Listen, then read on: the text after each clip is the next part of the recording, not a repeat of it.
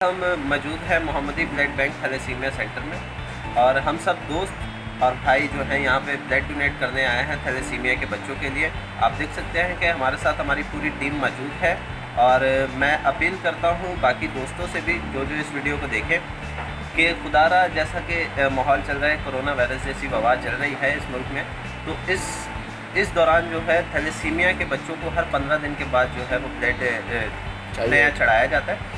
तो आप सबसे दरख्वास्त है कि आप सब आएँ और एक बोतल जो है वो ब्लड की डोनेट करें ताकि वो किसी बच्चे की ज़िंदगी बचा सकें। मेरी आप सबसे गुजारिश है कि आप सब लोग भी आएँ और यहाँ पे आकर अपना ब्लड डोनेट करें। थैलेसीमिया के बच्चों, थैलेसीमिया के पेशेंट्स के लिए यहाँ पे ब्लड डोनेट करने आएँ। आप लोग भी आएँ और अपना ब्लड डोनेट करें। मैं इस वक्त मोहम्मदी ब्लड बैंक में मौजूद हूँ और मैं शुक्रगुजार हूँ भाई आपका और आपकी पूरी टीम का। जैसा कि आप जान सकते हैं आज हमारी टीम यहाँ मौजूद है और मेरी आपसे दुबारा गुजारिश है आप खिदमत में सरअंजाम हो। God bless.